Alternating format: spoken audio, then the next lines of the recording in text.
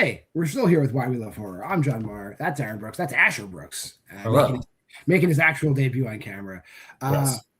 We went and saw a movie last night. Aaron, how are you doing? And what did we do? Doing well. I went and saw a movie that, like, to be honest, was not on my radar much before, like 2 days ago, because I didn't play the game and I didn't really know what this movie was, because Neon's not advertising it, at least that I'm aware of. Exit 8 is the movie we went to see. And there's the poster, very good poster. And without spoiling too much, I thought a very good movie.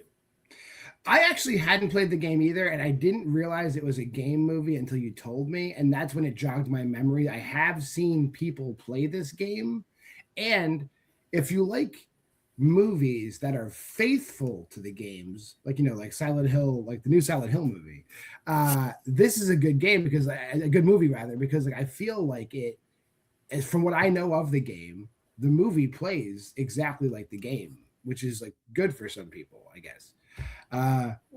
It certainly looks like the game from what I saw, but from what I understand, like the game doesn't have a story at all. So the entire story of the father and everything is completely ad for the movie, and that's the part where I think it takes this movie to the next level from just being like a decent like liminal space labyrinth movie. Yeah, I'd say just to get into what it's about. There's a man. I don't know if any of these characters don't have names. They're like I think it's just names. like the lonely man, right? He's the lost man. Lost man is the main character because he is the man who gets lost. Yeah. And he's on the subway. He's on like it's typical Japanese like sardine packed subway. Gets a call from his ex-girlfriend. She's pregnant. She's at the hospital, and she doesn't know what she's gonna do. So it's kind of one of these movies like, is he going to step up and be with her, or is he going to tell her to tank the baby? We don't know. And that's kind of the overarching drama of the movie. But then he gets off the train, and he's trying to exit the subway, and he enters into this like nightmare labyrinth where like if you aren't paying attention, you can't get out. So what you're supposed to do is if you walk down the hallway, and when you walk down the hallway a second time, if anything is different, you need to reverse directions to go in the opposite direction. And you keep repeating that process. If everything's the same, you go forward. If something is different, you go back. And that goes on. And that is the entire movie, basically. And they explore the space, I'd say. Yeah. No, I mean, and like, again, these are a type of movie I think it's going to become more and more popular. Like, I think it's like, I just feel like it's like almost like ASMR, but for like horror, where if it like scratches that itch where it engrosses you, envelops you, like honestly, these movies get me feeling like kind of claustrophobic almost as they go.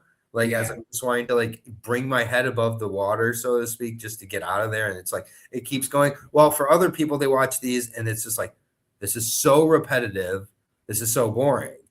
And so it is a mileage may vary hugely, I think, for a movie like this. Like, and these movies, like they very much work for me. This is Neon's liminal space movie. A24 has Backrooms, which had a trailer before this movie. I thought that was funny. They had a trailer for Backrooms before this. I was like, maybe just don't do that. But yeah, right. Like there's gonna like, but it is kind of is what it is. But either way, like, for me, I really thought this was done well. I thought it was like filmed well, shot well. Like there's like a lot of CGI in this movie, a lot, and it's not distracting other than one particular scene, which we'll talk about when we throw up spoilers in a little bit.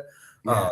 But like other than that, I thought the CG was like very integrated into the movie. Even that scene, I didn't mind. That's what I But it was going for, and like it's like that's like if someone had a problem, I get it at that point. But like I just thought like there's a lot of theories you can have about this movie, about who like the guy with the briefcase is, who he becomes, is who the child, like there really is. Or you could do none of that and just experience, like it's a very rewatchable movie, I think, though, without seeing it a second time. I think there's definitely a lot to unpack as you go through the movie. And what I'll say about like kind of like the genre is I think people also are referring to these types of movies, they're like analog horror movies, I guess, because this is like Skinamarink just with more meat on the bone. Yes. I'd say. So if you're like into that, you'll love this movie. But we will throw out spoilers for now. There's the characters, the Lost Man, he keeps passing a gentleman with a briefcase who is the Walking Man. They encounter a child who is the boy, and then there's also like a schoolgirl. I don't know if that's her name or not, but those are the only characters we see, and we see kind of like the mother of the child in and out, because we don't know if he's hallucinating, if this environment's making him hallucinate. But it really, I guess, throughout the course of the film, he's like forced to confront his dilemma in a very roundabout way. Yes.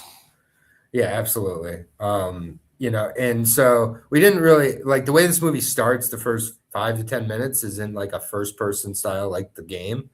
And I, was like, if this is the whole movie, it is what it is. It's working really well. It felt like one shot. It really did. So the way they pieced that together, like I'm usually like able to kind of pick up where there's those like kind of cuts and things like that. I wasn't able to with this. I thought it was really well done. And I thought that like the moment they broke from that into the actual story and like made it the movie that it was, I thought it was like almost perfectly timed. Like it really, and I know that for you, like part of this movie felt a little long as it went. I didn't feel that way, but I would have felt that way if they continued that first part much longer than they did. I thought they like it lasted long enough to get you the rules of everything. Like, and again, I knew nothing about Exit 8 going into the movie. And I think that you can watch this movie and be perfectly fine without knowing a thing about it, as long as you're aware you're getting into a Labyrinth movie. Yeah, I think the first two, it has 3 acts and they're clearly delineated. It actually tells you on the screen what act you're in. The first two acts do have that rule establishing kind of repetitive, drawn out thing, and I get it. It didn't kill me, but I was like, okay, I get it. But that is kind of the hallmark of these movies. And then the third act, they throw the house at you, which is pretty cool. I will say the cinematography of this movie is like great. Like the shifting, like the camera is constantly kind of like moving in front of him, behind him, because in the game itself, like you're constantly shifting directions. You're going forward, you're going backwards, you're going forward, you're going backwards, and like the way they kind of convey that with like how the camera will like pan around him, and sometimes he's walking forwards and you're in front of him, or he's forwards and you're in back of him, or he's backwards, you're in front of him. Like they really they hit every different permutation to like get the idea of what's going on, and it kind of puts you in the thing, because now you're like, well, what the fuck, is he right, is he wrong, like did something change? I don't know, because there's definitely one scene where like the lights on the ceiling are all like fucked up and he's not looking up, and he misses and that's one, like I've tried to kind of avoid looking into a ton of comments on this movie and reviews yet, but one of the criticisms I do see with a lot of video game movies, including this one, it's like, oh, he's so stupid, he's standing still at so many points. It's just like, man, like this is not a real situation.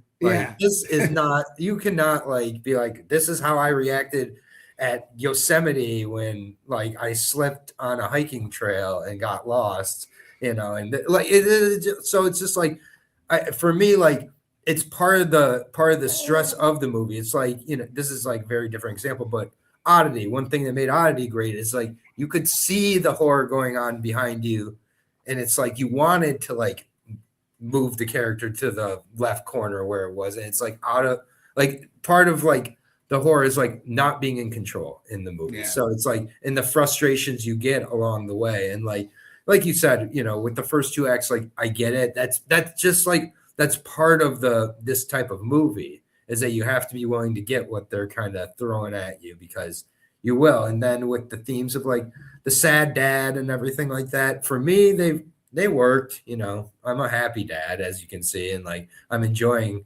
that Asher is here. Like, but like I also like relate to those themes a lot more now than I did 9 months ago. Right. I said there's one other small note that I'll put, because there's a very specific kind of horror in this movie. The Lost Man has like severe asthma. It's not like regular asthma. It's like severe asthma. So if you've ever struggled with asthma, this movie will give you anxiety, because he's not good at maintaining his asthma at all. No. And the Lost Man, played by Kazunari Ninomiya, he was amazing. Like, honestly, it's probably going to be one of my favorite performances of the year. I think that it was so important to have him be a likable or sympathetic, I guess you could say, character because of kind of what he's going through, and because he's basically the only one on screen for 85% of the movie. I thought he was so good, and like I actually had seen him in Layers of Iwo Jima, but other than that, I'd seen him in anything ever. So, and this director, I don't know if he directed anything else before, but let's take a look. I am very interested to see him do some more horror. Some other movies that I haven't heard of: 100 Flowers and Duality, but Duality is a short. So this is his second feature. I mean, I thought it was impressive. I really do, you know, just like before we kind of wrap up here, I really do like want to commend Neon.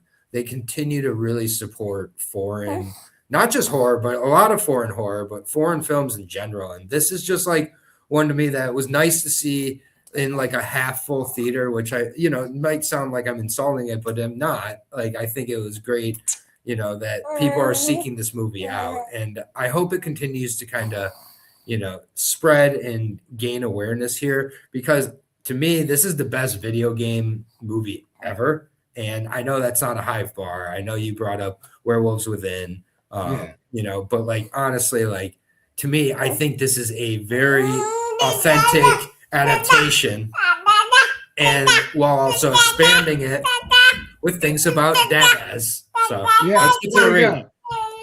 I'll say one thing too, and kudos to the family behind us that were like really loud during the trailers, but shut up during the movie. You deserve a shout out too.